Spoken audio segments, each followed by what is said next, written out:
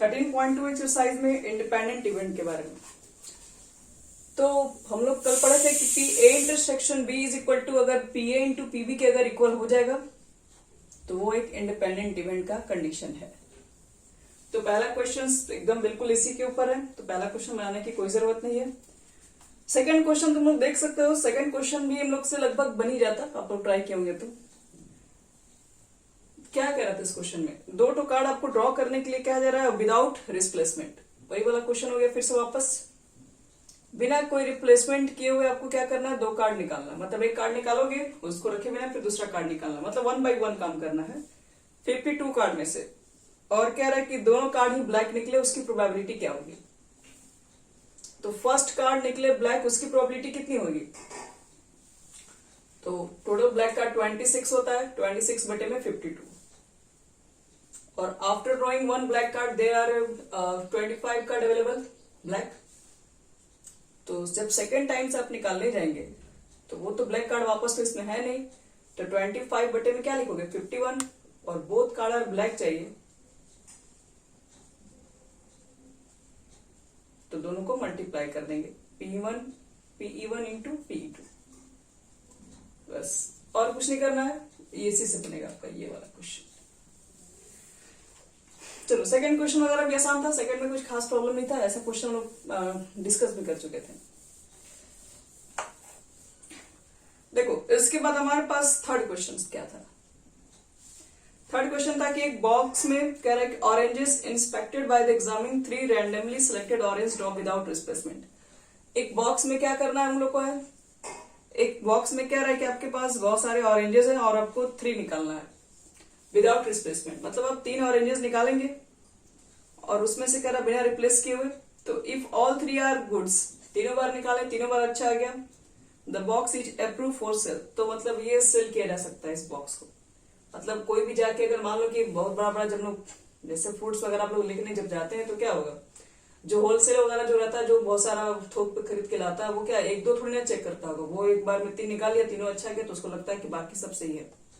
तो ये चीज यहाँ पर भी हो रहा है, बॉक्स से हमको ऑरेंजेस निकाला जा रहा है, 3 बार निकालने का देख रहे हैं, तीनों बार निकाले, तीनों बार अच्छा आ गया तो हम लोग बॉक्स को फिर ले जाएंगे बेचने के लिए। Otherwise it is rejected, otherwise कहेंगे कि 3 बार निकाले खराब आ गया तो उसको रिजेक्ट कर सकते हैं हम लोग। तो कह रहा find the probability that a box containing 15 oranges. आपके पास इस बॉक्स में 15 ऑरेंजेस हैं, जिसमें से कह रहा है कि 12 गुड है और 3 बैड है। तो आप उसकी प्रोबेबिलिटी बताएंगे कि बॉक्स को अप्रूव कर दिया गया सेल के लिए, मतलब बेचने के लिए अप्रूव कर दिया गया। तो ये तभी पॉसिबल है जब तीनों बार निकाले होंगे और तीनों बार क्या गया होगा, तीनों बार गुड ऑरेंजेस आए होंगे। तो चलो निकाल लेते हम लोग। तो इसका प्रोबेबिलिटी क्या लिखेंगे, तो लिखेंगे 3 गुड ऑरेंजेस, 3 बार आपको निकालना हो सकता है, पहला बार भी निकाल सकते हैं, दूसरा बार भी निकाल सकते हैं, तीसरा बार भी निकाल सकते हैं, ये भी एक तरीका। जैसे मान लो कि हम बोले कि फर्स्ट ऑरेंजेस गुड निकले, उसकी प्रोबेबिलिटी क्या होगी। तो फर्स्ट कंडीशन में इसमें क्या 12 गुड ऑरेंजेस है, हम बोले कि फर्स्ट ऑरेंज गुड निकले, उसकी प्रोबेबिलिटी क्या होगी, तो आप 12 बोलेंगे, नीचे 15 लिखेंगे, नीचे तो सारा कंडीशन आएगा। चलिए इसको निकाल के किनारे रख देंगे। और सेकेंड गुड ऑरेंज, उसकी प्रोबेबिलिटी क्या होगी। तो अब आपके पास गुड ऑरेंजेस 11 है और टोटल ऑरेंज में भी एक ऑरेंज कम हो चुका है, वो 14 हो गया। और थर्ड गुड ऑरेंज, तीसरा भी गुड ऑरेंज ही निकले, उसकी प्रोबेबिलिटी कितनी हो जाएगी। तो अब तो 10 हो गया, नीचे हो जाएगा 13। और हमको तो काम एक साथ करना है, तो इसलिए हम लोग क्या करेंगे, तीनों को लास्ट में मल्टीप्लाई करेंगे, लिख देंगे लास्ट में finally probability that box will approve is equal to, तीनों को मल्टीप्लाई कर दो।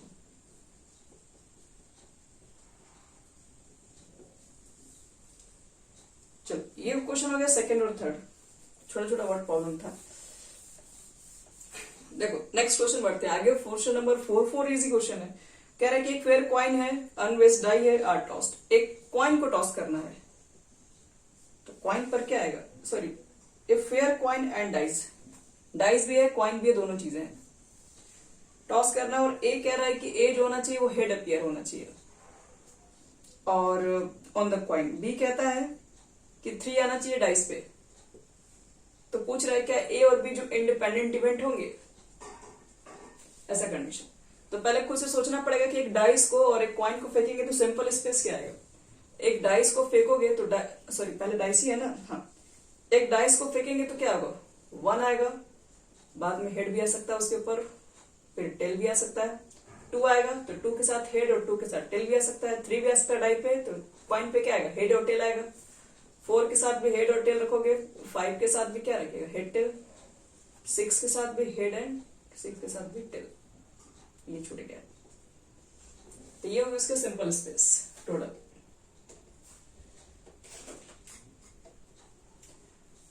चलो हेड आने की प्रोबेबिलिटी बताइए। तो एक कॉइन को फेंकेंगे तो हेड जो होगा एक ही बार आएगा 1/2, यानी पीए जो होगा 1/2। पीबी कितना होगा, पीबी का मतलब है डाइस पर 3 है तो 3 भी तो एक ही बार आएगा, तो 1 बटे में क्या लिखोगे 6। और दोनों में बच्चे लोग कॉमन ए इंटरसेक्शन बी भी तो निकालना पड़ता है ना, यानी हेड भी हो और 3 भी हो, ऐसा कितना कंडीशन है। तो हेड और 3 वाला तो एक ही कंडीशन है, तो 1 बटे में इसमें कुल कितना केसेस है, 1 2 3 4 5 6 7 8 9 10 11 12। अब चेक कर लो क्या ये इंडिपेंडेंट का कंडीशन है। तो अगर इंडिपेंडेंट होगा तो ये दोनों का मल्टीप्लाई इंटरसेक्शन के इक्वल होगा, तो मल्टीप्लाई करेंगे तो इंटरसेक्शन के इक्वल आ जाएगा, तो इसका मतलब है ये भी इंडिपेंडेंट का कंडीशन है। ये आपका 4 नंबर है। इसी तरीके से देखो 5 है, 5 के बाद 6 वगैरह आइए, इसको आप ट्राई कर लेंगे। 5 हम बताते हैं, कह रहे हैं कि एक डाई पर मार्क किया गया 1 2 3 रेड कलर। ये डाइस है, डाइस पर 1 भी लिखा गया, इस डाई पे 2 भी लिखा गया, इस डाइस पे 3, मतलब अलग अलग फेजेस है, और ये तीनों फेस का कलर रख दिया गया है रेड। और 4 5 6 जो है वो ग्रीन कलर से है, 4 5 6 जो है ये भी ग्रीन कलर में है, सब है। तो कह रहा है क्या, ए रिप्रेजेंट कर रहा है, A be the event number is even, even number को, और बी रिप्रेजेंट कर रहा है नंबर इन रेड। तो पूछ रहा है ए और बी इंडिपेंडेंट इवेंट होगा, तो ए सिर्फ इवन नंबर को कर रहा है, तो इवन नंबर हमारे पास कौन कौन सा है, 2 4 6, यानी कि 3 बटे में 6, यानी कि 1/2। चलो अब हमसे क्या कर रहा है, पीबी बी क्या कर रहा है, रेड कलर।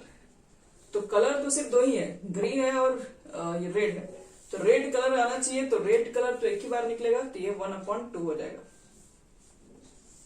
और ए इंटरसेक्शन बी क्या चाहिए, ये क्या मांग रहा था, इवन नंबर रेड कलर में कितना मिलेगा, इवन नंबर रेड कलर में सिर्फ एक ही है, तो ये लिखोगे 1 बटे में 6। अब चेक कर लो कि क्या ये इंडिपेंडेंट है, तो पी और पीबी का मल्टीप्लाई करेंगे तो 1/4 नॉट इज इक्वल टू 1/6, तो लिख देंगे P A into P B not is equal to P A intersection B, तो therefore A and B are not independent. तो ये हो गया इंडिपेंडेंट चेक करने के लिए। देखो आगे का जो 5वां क्वेश्चन है वो एकदम सेम है, पी का मान दे दिया, पीएफ का मान दे दिया, इंटरसेक्शन का मान दिया, इंडिपेंडेंट है कि नहीं, तो बस मल्टीप्लाई करके चेक कर लेंगे है कि नहीं, वो हम लोग एक्चुअली निकाल लेंगे, वो कोई हार्ड क्वेश्चन नहीं है। देखो 7 में हल्का सा आपको हिंट दे रहे हैं, पीए का वैल्यू दिया क्वेश्चन में 1/2 है, और पी ए यूनियन बी का भी वैल्यू क्वेश्चन में गिवन है, वो 3/5 है, पीबी का भी वैल्यू है वो पी है। तो पूछ रहा है कि इफ दे आर, अगर म्यूचुअली एक्सक्लूसिव का कंडीशन है तो पी की वैल्यू बताइए कितना होगा, और दूसरा है इंडिपेंडेंट इवेंट होगा तो पी की वैल्यू कितनी होगी वो बताना है। तो पहले याद कर लो कि म्यूचुअली एक्सक्लूसिव में क्या होता है, ए इंटरसेक्शन बी होता है आपके पास 5, तो यानी कि इंटरसेक्शन जब 5 होता है तो प्रोबेबिलिटी उसका 0 हो जाएगा। तो तुमको निकालना है इसका वैल्यू, तो फॉर्मूला याद करो, तो पहले पी ए यूनियन बी का फॉर्मूला होता है P A plus P B minus P A intersection B. P A union B दिया क्वेश्चन में 3/5, पी ए का वैल्यू गिवन है 1/2, पीबी का वैल्यू है बी, और पहला कंडीशन है म्यूचुअली एक्सक्लूसिव है तो इंटरसेक्शन 0, तो पी का मान हम यहां से निकाल देंगे, 3/5 में से 1/2 निकाल देंगे, यानी कि एलसीएम हो गया 10, 6 माइनस 5 यानी 1/10 है। ये कंडीशन कब होगा, जब म्यूचुअली एक्सक्लूसिव होगा। अगर इंडिपेंडेंट दिया रहेगा तो इंडिपेंडेंट के देखो कंडीशन में क्या करेंगे, इसको फिलहाल मिटा रहे हैं। अगर बच्चे लोग इंडिपेंडेंट दिया है तो इसका मतलब है कि P A intersection B P A into P B के इक्वल होना चाहिए। पी इंटरसेक्शन बी नहीं पता है, पी ए का वैल्यू 1/2 और पी बी का वैल्यू हो जाएगा पी। तो अब हम क्या कर देंगे, पी इंटरसेक्शन बी की जगह पर रख देंगे। हमें पता है कि पी ए यूनियन बी का जो फॉर्मूला होता है P A plus P B minus P intersection B, ये तो हर जगह अप्लाई हो सकता है। पी ए एंड बी है 3/5, पी ए का वैल्यू है 1/2, पी बी का वैल्यू है पी और पी ए इंटरसेक्शन बी का वैल्यू कितना है, यहां देखो इसका वैल्यू है p/2, तो कितना हो जाएगा ये 3/5 में से 1/5 निकाल दो, ये 2p में से p गया यानी p/2, और ये कितना हो जाएगा, फिर से वही एलसीएम हो जाएगा 10, यानी कि कितना आ जाएगा 1/10 आया था पिछले बार, वही आएगा, ये कट गया 5, यानी कि इस बार आंसर जो आपका आएगा 1/5 आएगा p की वैल्यू। ये इंपॉर्टेंट क्वेश्चन था इसलिए इसको पूरा कर दिए।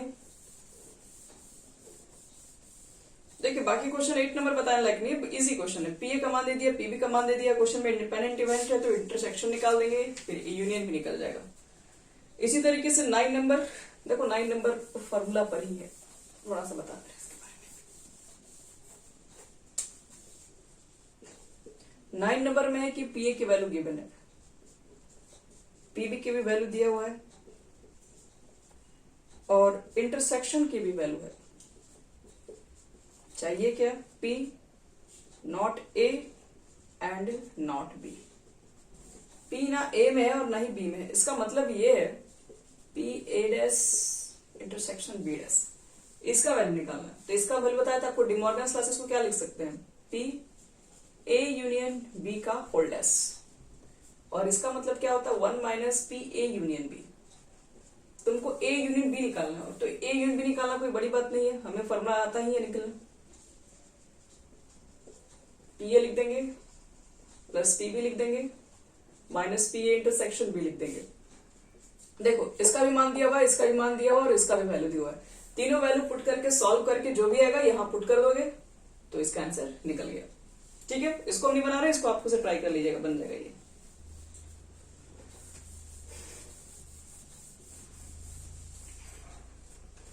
चलो 9 तक हमारा हो चुका है, 10 में भी कुछ वैसा ही काम करना है आपको, सिर्फ हम हिंट दे रहे हैं, आप आगे ट्राई कर लेना। इसमें P 1/2 दिया हुआ है A की वैल्यू, PV की वैल्यू है आपके पास है 7/12, क्वेश्चन में भी बोल रहे हैं कि P नॉट A और नॉट B, इसकी वैल्यू बता, और क्वेश्चन में है कि स्टेट वेदर पूछ भी रहा है क्या A और B इंडिपेंडेंट इवेंट है या नहीं। तो पहले इसका हम फॉर्मूला लिखते हैं, नॉट A और नॉट बी, इसका तो मीनिंग यही होता है, नॉट का मतलब डैश और का मतलब यूनियन। इसको डिमॉर्गन्स लॉ से कितना लिख सकते हैं, ए इंटरसेक्शन बी का होल डैश, और इसको 1 माइनस पी, अच्छा एक मिनट सॉरी, इसका वैल्यू दिया नहीं, इसका वैल्यू गिवन है और पूछ रहा है कि इंडिपेंडेंट इवेंट है कि नहीं है, तो ये वैल्यू गिवन है तो यहाँ रख देना, और हम जब भी डैश निकालना होता है तो 1 में से माइनस कर लेते हैं, तो इसको इधर लेके आओ, 1 में से क्या निकाल देंगे 1/4, कितना हो जाएगा 4 में से 1 गया 3/4,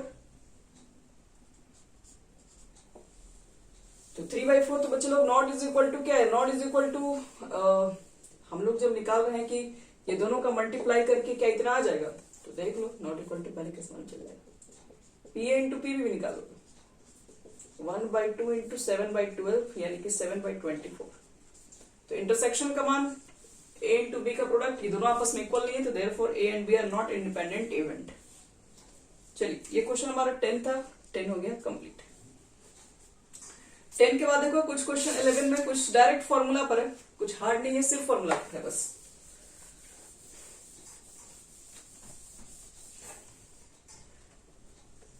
क्वेश्चन नंबर हमारे पास है 10 हो गया 11, कह रहा है कि गिवन 2 इंडिपेंडेंट ए, मतलब ऑलरेडी पहले से क्वेश्चन में है कि ए और बी इंडिपेंडेंट इवेंट है, पी ए और पीवी का भी क्वेश्चन में वैल्यू दिया हुआ है 0.3 है और पीवी का जो वैल्यू है वो 0.6 है, पूछ रहा है कि फाइंड कीजिए first P A and B, दूसरा कह रहा है कि P A and not B, third निकालना है तुमको पी ए और बी,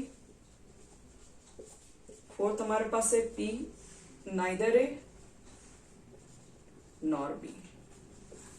चलो ये चारों चीजें निकालनी है आपको, सिर्फ हम फॉर्मूला बता देंगे कैसे सेट करना है, आप सब बना देंगे इसमें। तो इंडिपेंडेंट इवेंट है तो पी एंड बी का मतलब क्या है, पी ए इंटरसेक्शन बी।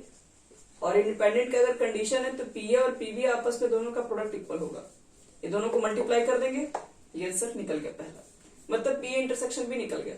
अगर पी इंटरसेक्शन भी निकल गया तो अगला क्या निकालना है, पी ए निकालना है और एंड नॉट बी यानी कि डैश, इस तरीके से।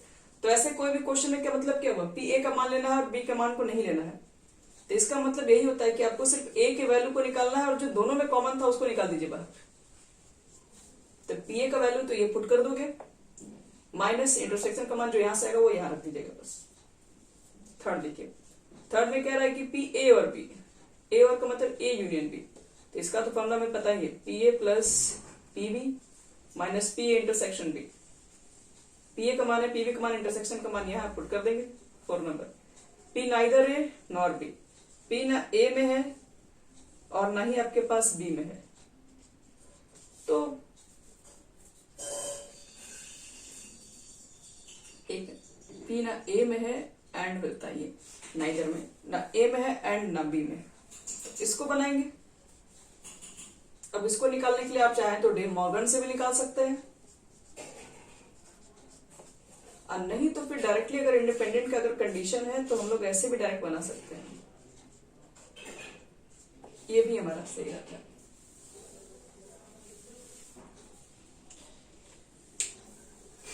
चलो ये हो गया हमारे पास पूरा कंप्लीट। 13.2 का क्वेश्चन नंबर 11 के बाद चलो कुछ 12 बता दे रहे हैं, उसके बाद 13-14 में हिंट खत्म होंगे। फिर देखो 12 में क्या है, कह रहा है कि एक डाई को टॉस किया जा रहा है 3 times, find the probability of getting an odd number at least once. एक डाई को तो पहले 3 बार टॉस कर रहे हैं, 3 टाइम्स, और कह रहा है प्रोबेबिलिटी उसका निकालना है कि ऑड नंबर आना चाहिए एट लीस्ट वंस। एक डाई को 3 बार टॉस करेंगे तो समझ लीजिए पहले तो उसका जो सिंपल स्पेस आता है वो 216 आ जाता है, और इसमें कह रहे हैं कि कम से कम एक तो ऑड नंबर ही चाहिए, एक ऑड नंबर चाहिए, फिर तुम 2 वाला भी कंडीशन लोगे, फिर तुम 3 वाला भी लोगे, और तुम्हारे पास 216 है नंबर, उसमें से खोजना है, काफी टाइम जाएगा। इसलिए ऐसे क्वेश्चन को देखो थोड़ा दूसरे तरीके से बनाते हैं। मांग रहा है क्वेश्चन में क्या, ऑड नंबर आने का।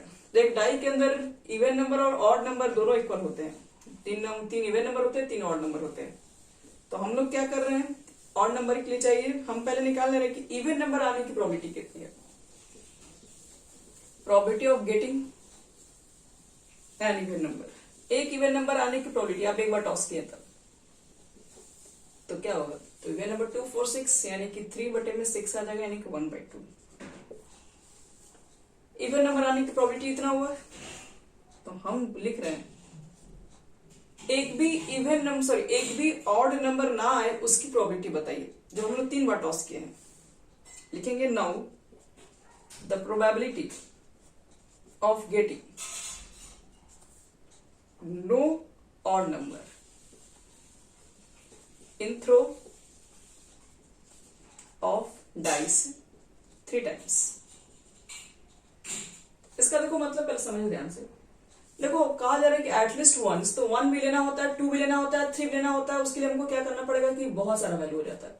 जैसे हम बोले कि एक डाइस, एक कॉइन को 3 बार टॉस करो और बताओ एटलीस्ट 1 हेड, तो 1 हेड वाला भी काउंट करोगे तुम लोग, और 2 वाला भी काउंट करोगे, और 3 वाला भी काउंट करोगे। कौन छोड़ोगे सिर्फ, तो टेल वाला कंडीशन छोड़ दोगे, बाकी तो सबको काउंट कर रहे हो। तो इसका मतलब हमको टेल वाला निकालना ज्यादा इजी है, इसमें एक ही कंडीशन बन रहा है सिर्फ। तो यहां पर भी क्या होता है कि यहां पर भी हम लोग वो चीजें जल्दी फाइंड कर सकते हैं। एटलीस्ट में तो बहुत सारे कंडीशन निकालने में बहुत टाइम लग जाएगा।